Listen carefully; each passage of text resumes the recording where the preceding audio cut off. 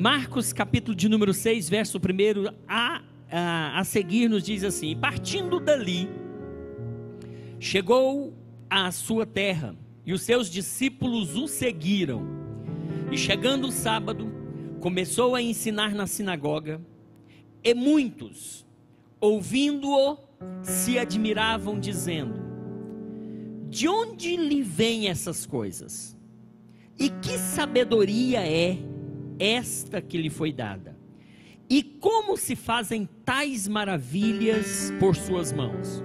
Não é este o carpinteiro, filho de Maria, e irmão de Tiago, e de José, e de Judas, e de Simão?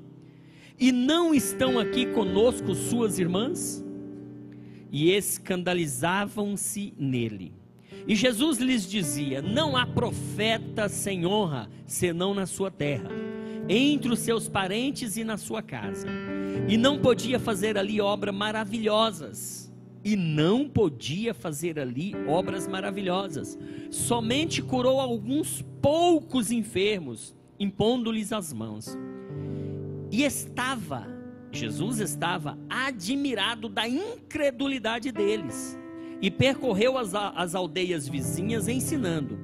Chamou a si os 12 e começou a enviá-los de 2 a 2, e deu-lhes poder sobre os espíritos imundos, e ordenou-lhes que nada tomassem para o caminho, senão um bordão, nem alforje, nem pão, nem dinheiro no cinto, mas que calçassem sandálias e que não vestissem 2 túnicas. E dizia-lhes: na casa em que entrardes, ficai nela até partirdes dali. E quando alguns vos não receberem, nem vos ouvirem, saindo dali, sacudi o pó que estiver debaixo dos vossos pés, em testemunho contra eles. Em verdade vos digo que haverá mais tolerância no dia do juízo para Sodoma e Gomorra, do que para os daquela cidade. E saindo eles, pregavam ao povo que se arrependesse, e expulsavam muitos demônios, e ungiam muitos enfermos com óleo, e os curava. Amém? Glória a Deus. Vamos aprender um pouco a palavra de Deus. Você pode tomar assento, por gentileza. O Senhor está conosco nesta manhã. Quero trazer aos irmãos nesta manhã um estudo da palavra de Deus para nosso crescimento no conhecimento. A Bíblia diz que a gente tem que crescer na graça e no conhecimento do nosso Senhor e Salvador Jesus Cristo. Pedro 3,16 fala assim: antes crescei na graça e no conhecimento. Graça, você cresce por meio do jejum, por meio da oração, né? Por meio da intimidade com Deus. Conhecimento, você cresce por meio do estudo da palavra de Deus, por meio da meditação na palavra de Deus. Então vamos crescer em conhecimento um pouco nesta manhã. Queridos,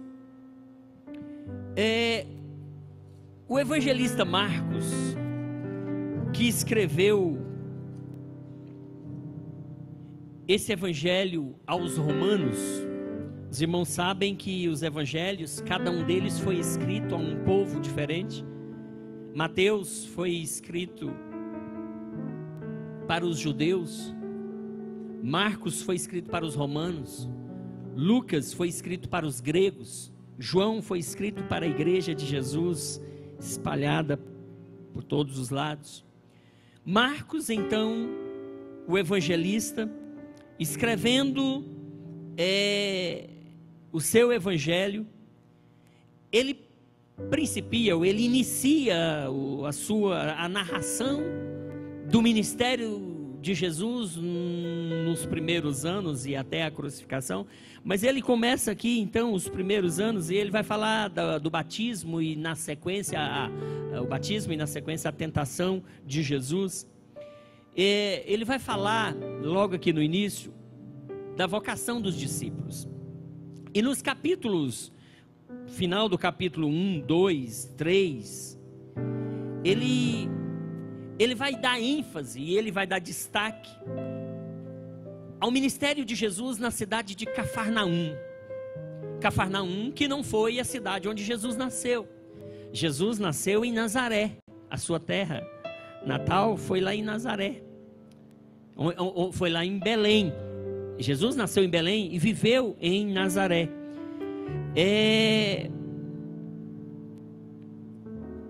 Mas nesses capítulos iniciais do livro de Marcos, do Evangelho de Marcos, ele vai dar então destaque ao ministério de Jesus em Cafarnaum.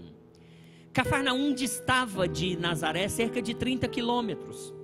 E nós vamos perceber aqui pela narrativa de Marcos, que em Cafarnaum, Jesus, ele cura um endemoniado na sinagoga. Eu e mais alguns irmãos aqui da igreja já tivemos o privilégio de estar em Jerusalém, ou de estar em Israel. Quando estamos em Israel, um dos primeiros lugares que a gente vai é ali nessa região da Galileia, região de Cafarnaum. E essa sinagoga, nós já tivemos o privilégio de estar nessa sinagoga. E então Jesus ali naquela sinagoga cura um endemoniado. Ali, a casa de Pedro, que eles atribuem à residência de Pedro, que é do lado da sinagoga, Jesus cura a sogra de Pedro, que encontrava-se febril, e Jesus ainda cura um leproso. Jesus também cura em Cafarnaum um paralítico. Ali, Jesus vai vai ter um encontro com Levi, Mateus vai chamá-lo para o ministério. E a verdade é que Marcos narra então o primeiro ano, os primeiros milagres de Jesus, e isso acontece em Cafarnaum. Depois disso, queridos, nós vamos entrar no capítulo 4, no capítulo 5. No capítulo 4, Jesus vai falar de algumas parábolas. Jesus sempre ensinava a seus discípulos também por meio de parábolas. E quando Jesus estava ensinando ou estava pregando em Cafarnaum, a Bíblia diz que os fariseus, eles preocupados com aquele poder sobrenatural que tinha sobre Jesus, com as ações de Jesus, com as curas, com os milagres, com as palavras de sabedoria que saíam de sua boca. Diz a Bíblia, você vai ver isso em Marcos 3, 6, que diz que os fariseus tomaram logo conselho com os herodianos contra ele, procurando ver como o matariam. Então, logo no princípio do ministério de Jesus, ele já começa a sofrer perseguição. Os seus opositores, os fariseus, os herodianos, eles buscavam uma oportunidade para matarem a Jesus. Isso por quê? Porque ele tinha curado a muitos de tal maneira que todos quantos tinham algum mal se aproximavam dele para lhe tocar, para serem curados. Jesus então, pelo seu poder, pelas suas curas, pelas maravilhas, por tudo que estava acontecendo ali, Jesus despertou nessas pessoas, nesses grupos religiosos, nesses líderes religiosos judaicos, Jesus desperta um sentimento de preocupação, de inveja, de perseguição. Então, Jesus, ele vai sair e ele vai para Nazaré, por conta que já queriam tramar para matá-lo. Mas quando Jesus, então, chega em Nazaré, algumas coisas acontecem, e isso nós vamos ver agora. Ditas essas parábolas que está no capítulo 4, que é a do semeador, da candeia, a parábola do grão de mostarda, a parábola da semente, Jesus vai, no finalzinho do capítulo 4, apaziguar uma tempestade, porque cansado já de tantas ministrações, cansado já daquele dia onde ele pregou várias vezes por meio de parábolas, Jesus, ele já sendo tarde, ele vai dizer para os discípulos: vamos para o outro lado do mar. E aí ele entra num barco, ele vai para popa, ele vai para a popa do barco, e ali ele tira uma soneca. Diz a Bíblia que ele reclina a sua cabeça sobre ali, quem sabe, um travesseiro. e ele dorme, e de repente parece que vem uma tempestade, e o barco começa a agitar de um lado para outro, e os discípulos desesperados vão até Jesus e falam: mestre, não te importa que nós pereçamos? E ele, despertando, repreendeu o vento e disse: mar, aquieta-te. E ao vento ele diz: calma, para. E diz a Bíblia que o vento se aquietou, a tempestade terminou e houve grande bonança. Jesus, tendo atravessado aquele barco para aquele mar para o outro lado, de cara Jesus vai encontrar com um endemoniado na cidade de Gadara. E nós vamos perceber, irmãos, que todo o capítulo 5 do livro de Marcos, ele vai nos mostrar o triunfo da fé. Enquanto que no capítulo 6, que foi onde nós lemos, e lemos apenas uma parte, nós vamos ver a tragédia da incredulidade. Ou seja, preste atenção, você precisa compreender. O capítulo 5 vai demonstrar o triunfo da fé. O capítulo 6 vai ser o oposto. Porque o oposto de fé é incredulidade. E nós vamos ver em Marcos, no capítulo 5, um marco luminoso do poder de Jesus no meio da escuridão da miséria humana. Vemos nele o triunfo de Cristo sobre o diabo, porque ele vai expulsar o demônio desse gadareno. Nós vemos no capítulo 5 o triunfo de Jesus sobre as enfermidades, porque ele vai curar aquela mulher que estava com fluxo de sangue. E nós vemos também no capítulo 5 o triunfo de Jesus sobre a morte, porque ele vai ressuscitar a filha de Jairo. Então, por meio da fé, no capítulo 5, nós vamos ver Jesus demonstrando a sua autoridade sobre os demônios, expulsando o demônio daquele jovem, aquela legião de demônios que estava no corpo daquele gadareno. Então Jesus vai demonstrar o seu poder sobre os demônios, vai demonstrar o seu poder sobre as enfermidades, quando cura a mulher do fluxo de sangue, e vai demonstrar o seu poder sobre a morte, quando ressuscita a filha de Jairo. E se você for um pouquinho atrás, no finalzinho do capítulo 4, nós vamos ver Jesus demonstrando o seu poder sobre a natureza, quando ele diz para o mar, quando ele diz para o vento: aquieta-te, e o vento aquieta. Então, do finalzinho do capítulo 4 até o final do capítulo 5, nós vamos ver Jesus demonstrando o poder sobre a natureza, mandando o vento calar, aquietar, e o vento obedecer, mandando os demônios sair e os demônios obedecer, mandando a enfermidade sair e a enfermidade tem que sair, o fluxo tem que estancar. E nós vamos ver a autoridade de Jesus sobre a morte, mandando a filha de Jairo ressuscitar. Nós vemos então que Jesus, ele tem todo o poder. Foi ele que me disse: todo o poder me foi dado no céu e na terra.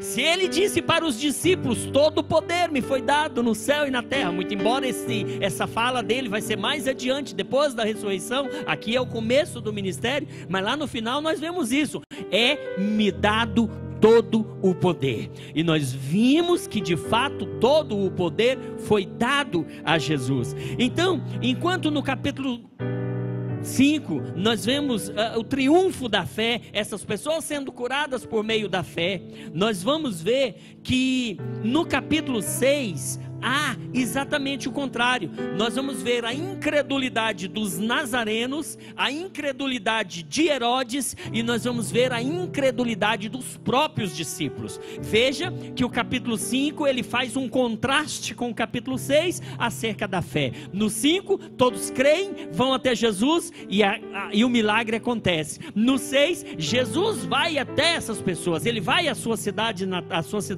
onde residia, em Nazaré. Ali os próprios compatriotas ali, o povo de Jesus ali não crê nele. Herodes, mais adiante no capítulo 6, não crê, e os próprios discípulos também não crê. Se não, vejamos, olha só, capítulo 6 então, Jesus, ele vai voltar a Nazaré, como disse para os irmãos, ele vivia lá. Jesus, ele vai sair dali, e ele vai para Cafarnaum. Em Cafarnaum, Jesus vai fazer um sem número de milagres, porque tem um versículo aqui, que diz que ele curava a todos quantos iam até ele. Todos que iam até Jesus, ele curava. Ele tinha curado a muitos. E na verdade tem um versículo que ele é bem específico, que fala que todos quantos iam a Jesus com qualquer tipo de enfermidade, ele curava. Mas isso lá em Cafarnaum. Então Jesus sai de Nazaré, vai até Cafarnaum. Lá em Cafarnaum ele sacode aquela cidade, ele cura, ele expulsa demônio, ele ensina na sinagoga, ele faz de tudo ali. Agora Jesus vai dar uma segunda chance para Nazaré. Ele pensa, porque ele já tinha sido expulso. Se você perceber, nós vamos ler o texto correspondente em Lucas capítulo 4, versículo 16, eu quero ler só para você ter uma ideia. Quando Jesus foi para Cafarnaum, ele não foi de livre vontade, e ele não foi simplesmente porque queria ir para Cafarnaum. Ele foi para Cafarnaum porque o povo da sua cidade, o povo de Nazaré, tinha expulsado. Olha só, Lucas 4, 16 a 30, e eu vou ler só o finalzinho aqui. Lucas vai nos dizer que e todos na sinagoga ouvindo essas coisas encheram-se de ira, e levantando o expulsaram da cidade e levaram até ao cume do monte que está na cidade deles. Levaram-o até o cume do monte em que a cidade deles estava edificada, para dali o precipitarem. Ele, porém, passando pelo meio da multidão, ele retirou-se. Lá em Nazaré tem um monte chamado Monte do Precipício. Todas as vezes que vamos a Israel também a gente vai no Monte do Precipício. Esse Monte do Precipício é o monte onde os nazarenos levaram Jesus até o cume desse monte e queriam jogar Jesus lá de cima desse monte. Ele é interessante que ele não é um monte normal. Tem um monte, mas tem uma parte do monte que é reto assim, ó, é reto. E tem um local aqui onde eles dizem que levaram Jesus até aqui e queriam jogar Jesus lá embaixo, queriam matar Jesus. Os nazarenos levaram Jesus ao Monte do Precipício e tentaram jogar Jesus lá embaixo. Jesus sai, se mistura no meio da multidão, sai e eles procuram Jesus. Cadê Jesus? Já foi embora. Jesus vai então para Cafarnaum. Aí lá em Cafarnaum acontece tudo isso, mas agora Jesus quer dar uma chance para o seu povo, mesmo correndo risco de morte, mesmo tendo meio que sido expulso da cidade lá, Jesus então, ele dá uma segunda chance para a cidade de Nazaré, aqui no capítulo 6, onde nós lemos. Jesus, ele havia sido expulso da sinagoga de Nazaré, no começo do seu ministério. Naquela ocasião queriam matá-lo, então Jesus mudou-se para Cafarnaum. Olha o motivo da ida de Jesus para Cafarnaum, queriam matá-lo em Nazaré. Agora Jesus, depois de feito tantos milagres em Cafarnaum, Jesus vai outra vez a Nazaré, dando ao povo uma nova oportunidade. Sabe o que é que significa? Que Deus, ele sempre vai dar uma oportunidade para o homem. Deus sempre dá uma segunda chance. Deus sempre vai permitir que a pessoa se arrependa, porque se arrependendo, ele vai passar uma borracha no passado e ele vai escrever uma nova história para a pessoa. Quando Jesus decide sair de Cafarnaum e voltar para Nazaré, mesmo sabendo que corria risco de morte, ele ainda assim o fez, por conta do seu amor, por conta da nova chance que ele sempre vai dar ao homem. Sempre ele vai dar uma nova oportunidade. Isso demonstra misericórdia de Jesus, oferecendo ao povo uma nova oportunidade de arrependimento. Certo escritor, Ernesto Trenchard, diz que Nazaré era o povo mais privilegiado do mundo, pois ali o Filho de Deus havia passado a sua infância e juventude, vendo os nazarenos muito de perto a glória de Deus na face de Cristo. Jesus nasceu naquela cidade, Jesus foi criado naquela cidade. Ali em Nazaré tinha carpintaria. Quando nós vamos lá, nós somos levados a um lugar debaixo de uma rocha lá, que é a suposta casa onde Maria e José moravam. Era a carpintaria onde ele exercia o ofício de carpinteiro, o pai dele. Então, Nazaré teve o privilégio de ter Jesus sido criado ali, não é? Nazaré era uma cidade que deveria ser grata, não é? Por tudo, principalmente porque Jesus passou ali muitos anos, cerca de 30 anos, porque Jesus começa o seu ministério com cerca de 30 anos. Então durante 30 anos Jesus vive naquela cidade, ele é conhecido do povo daquela cidade. Jesus, ele conhecia todos, todos o conheciam. Jesus andava pelas ruas de Nazaré, o povo contemplou na sua vida irrepreensível sempre, mas quando ele volta para anunciar-lhes o evangelho, eles rejeitam tanto a mensagem como o mensageiro. Eles rejeitam a mensagem e eles rejeitam Jesus. E aí, queridos, aqui há uma situação, que é o perigo da familiaridade com o sagrado, né? A familiaridade com Jesus produziu preconceito e não fé. As pessoas estão tão próximas do milagre, convivem com o milagre todo dia, que até acostuma com a situação. Eles estavam com Jesus, Jesus era um milagre, mas estava acostumado, pastora Marli. Sabe a que me remete esse pensamento? Há muitas pessoas que estão na igreja, pastor, estão vivendo os milagres de Deus, presenciando os milagres de Deus, estão sendo ministrados, estão orando, estão congregando, mas parece que estão tão acostumados com essa vida de crente, que esquece do principal. Estão tão acostumados com essa vida cotidiana dentro da igreja, que ir ao culto para essa pessoa é apenas uma rotina. Ir ao culto é apenas para não ficar em casa, para rever os amigos, como que se estivesse indo para um clube social. Muitas pessoas, por estarem convivendo com essa circunstância, está se acostumando, está se acomodando. Os nazarenos, por terem passado 30 anos com Jesus, eles se acostumaram com Jesus, e aquela familiaridade, aquela proximidade gerou neles preconceito e não fé. Nada é mais perigoso para a alma do que acostumar-se com o sagrado. Os nazarenos viram Jesus apenas como filho de Maria e como carpinteiro, e não como filho de Deus. A origem e a profissão de Jesus foram obstáculos para os seus compatrícios, né? Para aqueles que moravam e que viviam com ele. Certo escritor diz que às vezes nós estamos demasiadamente próximos das pessoas para ver a sua grandeza. Estamos tão próximos que a gente não enxerga a grandeza. E às vezes você está tão próximo que não enxerga a grandeza de Cristo. Está tão acostumado que não enxerga os milagres de Cristo. São tantos milagres, é tanto cuidado de Deus, é tanta bênção, é tanta providência, é tanta provisão.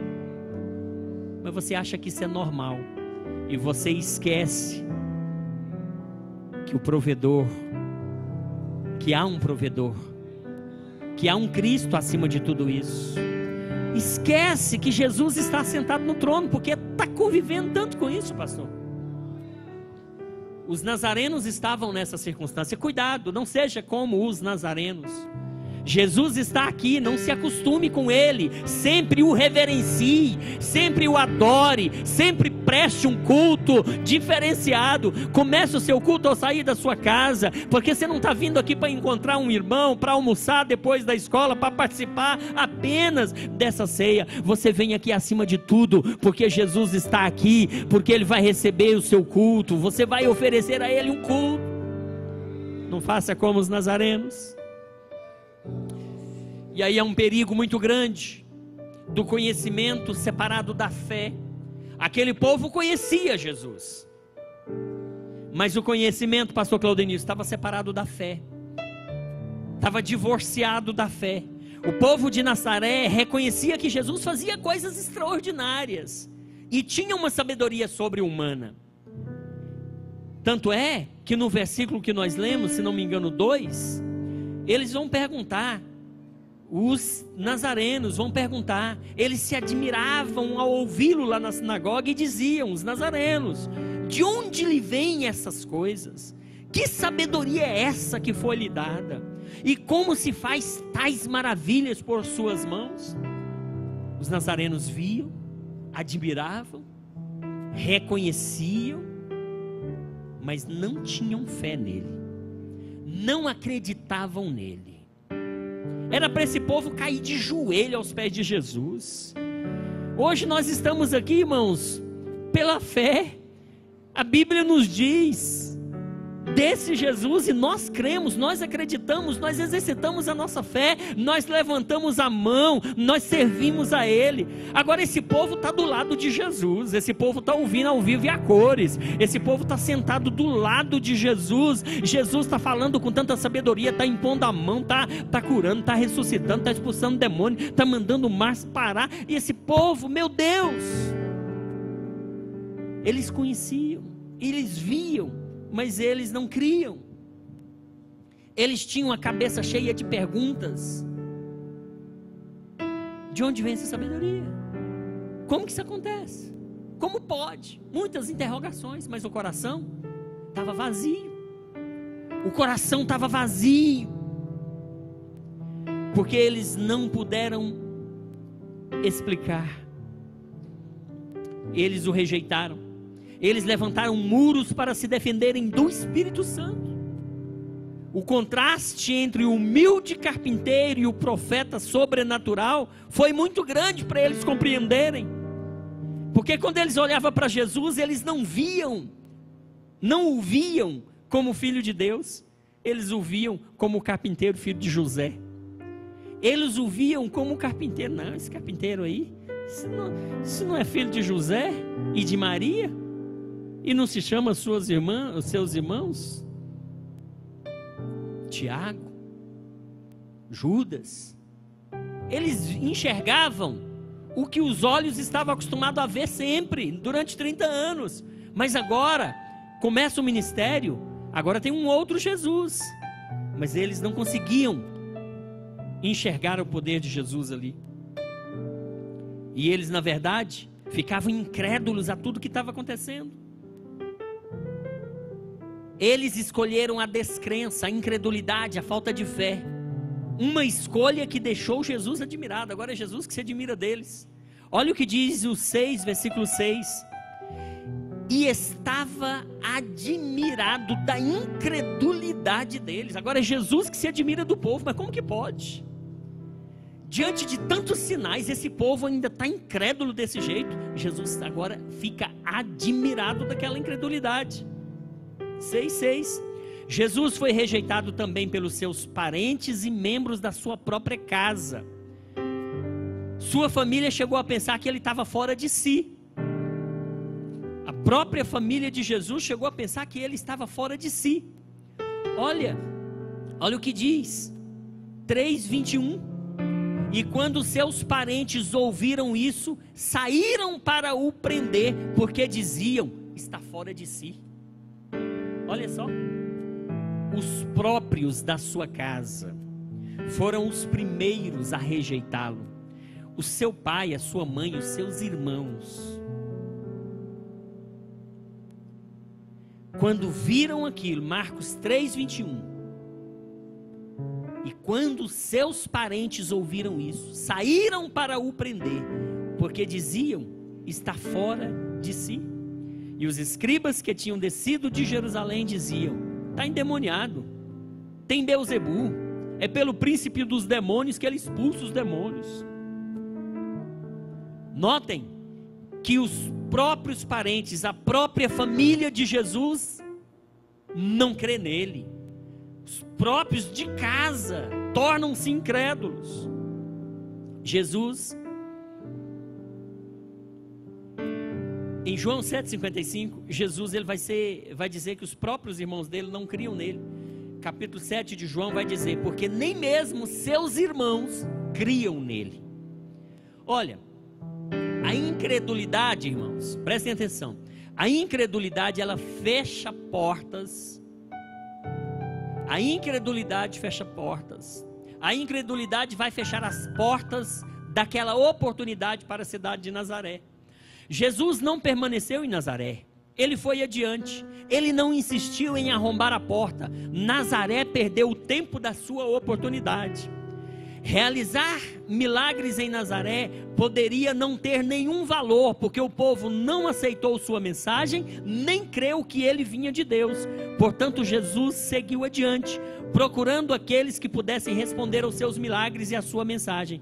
Jesus então deixou Nazaré pela segunda vez, e não há menção na Bíblia de que ele tenha voltado lá. O que é que nós aprendemos aqui, irmãos?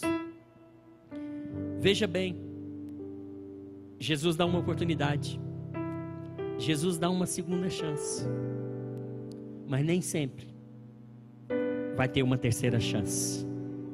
Nem sempre vai ter uma terceira chance. E sabe o que eu vejo aqui? Eu lendo esse texto e meditando nesse texto ontem, essa madrugada, eu percebi que às vezes na igreja acontece o seguinte, isso que eu vou falar para os irmãos. Tem crente velho, irmãos. Quando eu te falo de crente velho, não estou falando de idoso, não. Estou falando de crente antigo, que dá tanto trabalho na igreja, e você tem que ficar bajulando, e você tem que ficar indo atrás, e você tem que fazer cafuné nesses crentes. E tem tanta gente com sede de Deus, e tem tanto crente velho dentro da igreja, tirando tempo de pastor, tirando tempo da liderança. Teve uma época que eu falei para certa liderança nossa, ó, fulano de tal, fulano de tal, fulano de tal, fulano de tal, não vá mais atrás. Não são novos convertidos, são crentes, são batizados, participa da ceia, mas está dando trabalho. Já foi uma, já foi duas, já foi três, já foi quatro, e alguns já tinham ido até 10 vezes. Esquece. Você está gastando energia com pessoas que não querem Jesus. Esquece.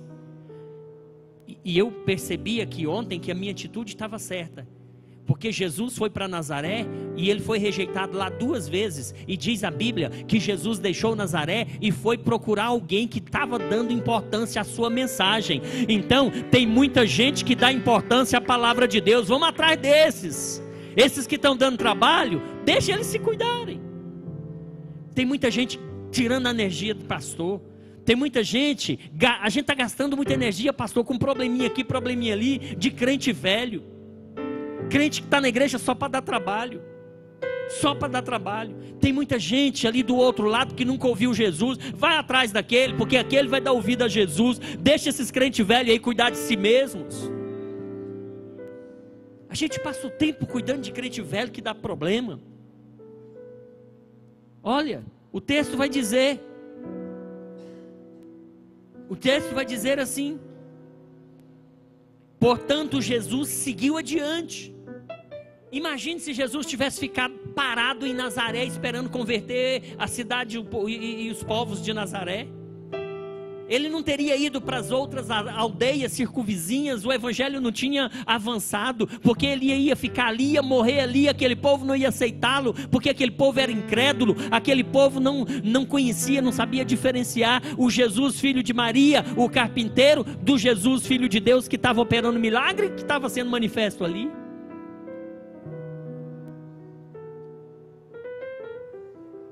Teve uma época, irmãos, que tinha uns crentes na igreja dando problema para uma certa liderança. Não vou nem dizer o ministério para não... Porque pastor, irmãos, não pode falar nada no púlpito que diz que está jogando indireta, né? Eu estou pregando Bíblia, irmãos. Estou pregando Bíblia. Pastor não joga indireta para ninguém. Pastor ensina crente e vacina os outros, né? Mas tinha um grupinho na igreja dando problema para a liderança. E pior, irmãos, o que aborrece tanta gente, que às vezes, as pessoas que você mais ajuda na igreja, as pessoas que você mais assiste, as pessoas que você mais socorre, as pessoas que você mais estende a mão, as pessoas que você mais dispensa energia com elas, são essas pessoas ingratas, que saem, não diz nem muito obrigado, e sai murmurando e falando de pastor, e falando de igreja, e criticando, mas ela não olha para trás, ela não olha para trás e vê tudo que foi feito por ela. Pessoas que cospem no prato que comeu. Esse povo de Nazaré não aceitou Jesus, não reconheceu. Jesus seguiu adiante, procurando aqueles que pudessem crer nos seus milagres e na sua mensagem. Então Jesus sai de Nazaré. Na igreja, então, às vezes, irmãos, nós líderes, vamos uma, vamos duas, vamos três, mas não vamos dispensar a nossa energia somente nesse povo não, porque tem muito mais gente precisando do nosso abraço e do nosso socorro, tá certo? Olha, a incredulidade de Nazaré fecha as portas para os milagres de Jesus. Quão terrivelmente desastroso é o pecado da incredulidade. A incredulidade rouba do povo as maiores bênçãos. Jesus não pôde fazer em Nazaré muitos milagres, antes ficou admirado por causa da sua incredulidade. O que significa Jesus não pôde? A Bíblia diz aqui, o texto que nós lemos, Jesus não pôde fazer muitos milagres. Não é que ele não pôde, ele tinha poder para fazer. O povo é que não creu. E na incredulidade, Deus não opera. Você sabe que incredulidade é o contrário de fé. Quem não tem fé é incrédulo. E a Bíblia diz em Hebreus 11, quando fala da galeria dos heróis da fé, vai citar lá muitos heróis que venceram pela fé. No versículo 1 vai dizer: ora, a fé é o firme fundamento de coisa que se espera, a prova de coisa que se não vê. No versículo 6 vai dizer: ora, sem fé é impossível agradar a Deus. Se você é incrédulo, você não agrada a Deus. Eu já falei aqui esse versículo outras vezes, pastor, eu vou citá-lo novamente, que é Tiago 1,6, se não me engano. Porque Tiago 1,5 vai dizer: se alguém tem falta de sabedoria, peça para Deus, mas peça com fé, porque Deus vai liberar bênção para todos. O versículo vai dizer: mas peça com fé, e não duvidando, e não com incredulidade. Não pense que aquele que pede com incredulidade vai receber. Então, Tiago 1,6 vai dizer, como é que fala, pastor, exatamente o texto?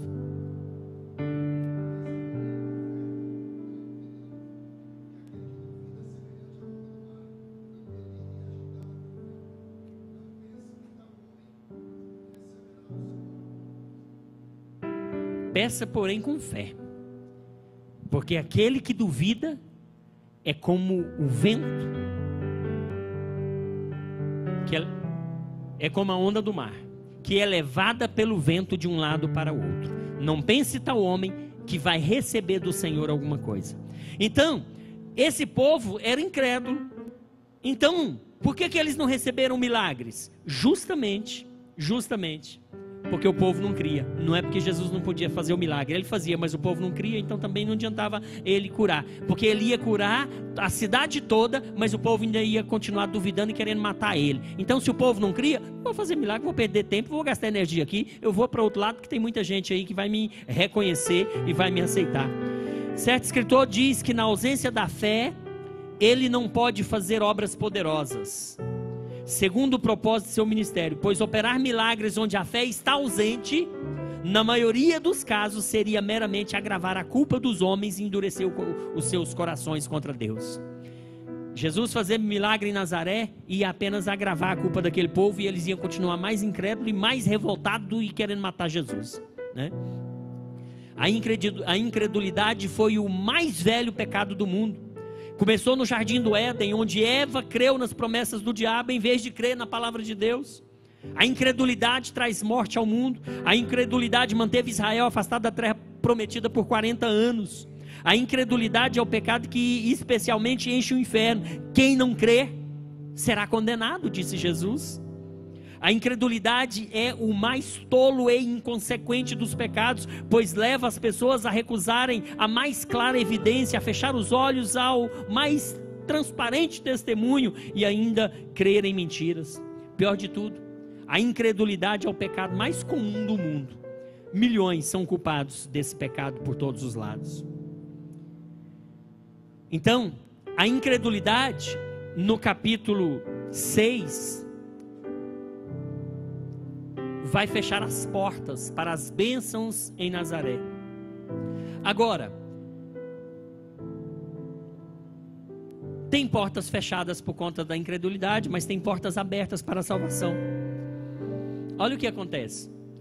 Com essa situação, Jesus ele vai ampliar o seu ministério, ele vai comissionar 12 apóstolos, para que fosse, no texto que nós lemos fala, Jesus não chamou os apóstolos apenas para estarem com ele, mas também para enviá-los a pregar e a expelir demônios.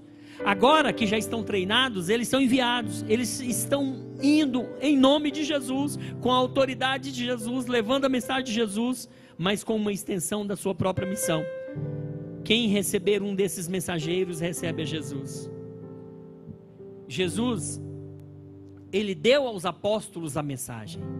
Quando os apóstolos saíram para pregar aos homens, eles não criaram uma mensagem, eles pregaram a mensagem de Jesus. Eles não falaram da sua própria opinião, mas eles falaram o que eles aprenderam de Jesus. Esses apóstolos, na sua pregação, focaram 3 áreas distintas.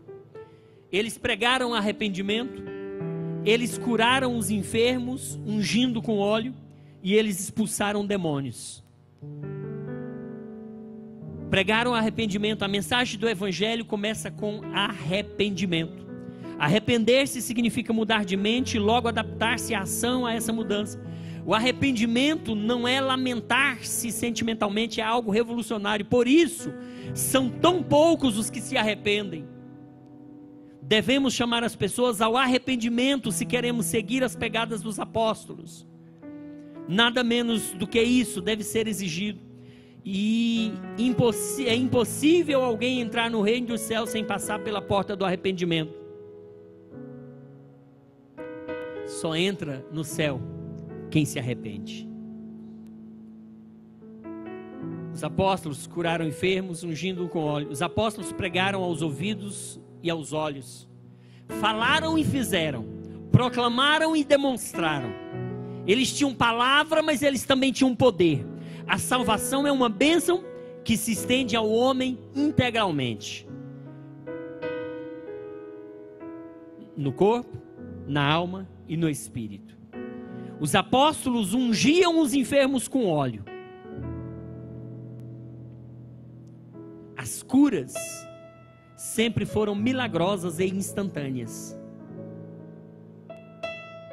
Porque Jesus os capacitou para isso. E também os apóstolos expulsaram demônios. A libertação faz parte do Evangelho. O Messias veio para libertar os cativos. Ele se manifestou para libertar os oprimidos do diabo e desfazer suas obras. O reinado de Deus não estava penetrando num vácuo de poder. Certo escritor diz que todo missionário que quer conquistar pessoas para Deus precisa dominar o espaço aéreo sobre a fortaleza, que é essas regiões celestiais. Jesus, ele deu para os apóstolos a metodologia. As atitudes e ações dos apóstolos deveriam reforçar a mensagem que eles iriam proclamar.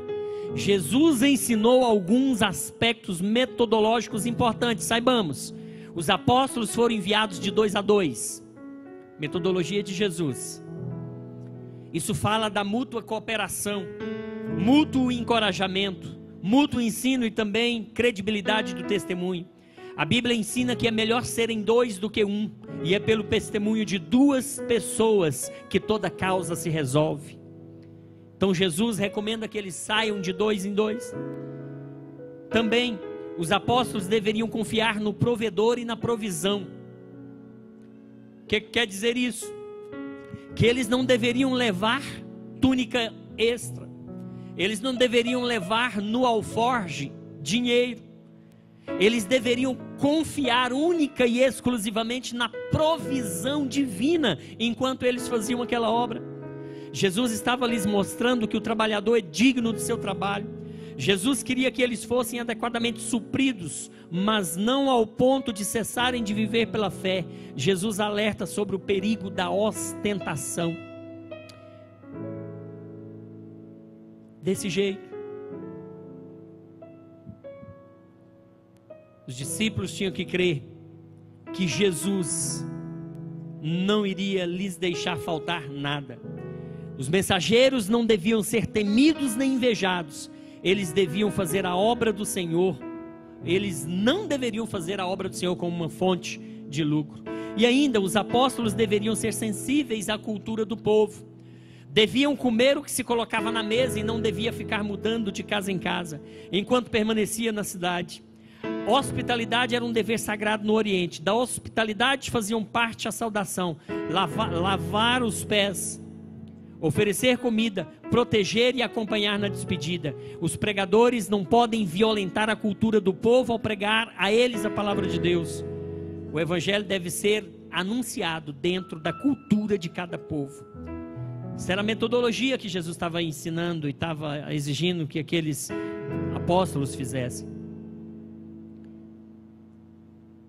Outro ensinamento. Jesus disse que os discípulos deveriam aproveitar as portas abertas e não forçar as portas fechadas. Onde houvesse rejeição, ou seja, fecharam a porta para eles, os apóstolos não deveriam permanecer, ao contrário, deveriam seguir em diante. Era preciso buscar portas abertas. Paulo orou por portas abertas e onde elas se abriram permanecia pregando, mas onde elas se fechavam ele ia adiante. O critério do investimento era o vislumbre de portas abertas. Os discípulos tinham que chegar, abrir as portas, entra e fala de Jesus. Fecharam as portas, segue em frente. Jesus não força ninguém. Tudo é voluntário. A Bíblia diz, Zacarias vai falar isso, que não é por força nem por violência, mas pelo meu espírito, diz o Senhor dos Exércitos. Zacarias 14. Lá no Apocalipse, a uma das igrejas, a Bíblia diz: eis que estou à porta e bato. Se alguém ouvir e abrir, eu entro. Se ouvir, mas não abrir, eu não entro. Você não está aqui porque você foi forçado a estar aqui. Você está aqui porque você creu pela fé. Você está aqui porque você reconheceu que Jesus é o único Salvador da humanidade. Você está aqui porque você reconheceu e creu que Ele é o caminho, a verdade e a vida, e que ninguém vai ao Pai se não for por intermédio dEle. Tem pessoas que na obra de Deus parece que fazem as coisas por obrigação, forçadas. Eu vou lá porque o pastor tem que me ver, eu vou lá porque estão cobrando minha presença.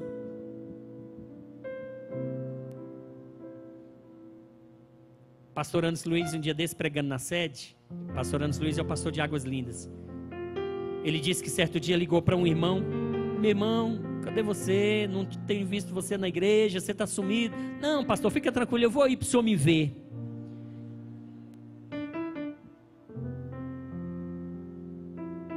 Eu não vou aí para adorar Jesus, eu não vou aí para cultuar o rei, eu não vou aí porque Jesus me salvou, eu não vou aí porque Ele é o caminho, a verdade e a vida. Eu vou aí porque o pastor quer me ver, eu vou dar uma passadinha aí.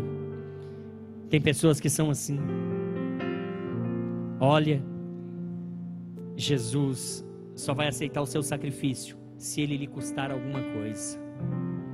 Jesus só vai aceitar o seu sacrifício se for de coração. Jesus disse para os discípulos: porta aberta, entra, porta fechada, segue em frente. Jesus alertou sobre o perigo de rejeitar o evangelho. Os apóstolos deveriam sacudir o pó de suas sandálias e considerar aquele território pagão. Naqueles lugares não haveria salvação, a palavra de Deus era rejeitada. Agora, irmãos, são 11h20. Eu ia falar das portas fechadas, né? de mais portas fechadas aqui. Porque no capítulo 6 mais adiante, nós vamos ver Herodes fechando as portas para Jesus. E mais adiante nós vamos ver os próprios discípulos, discípulos não os 12, fechando as portas. Mas vai ficar para uma outra oportunidade, porque eu não posso cansar os irmãos, que nós precisamos compreender é que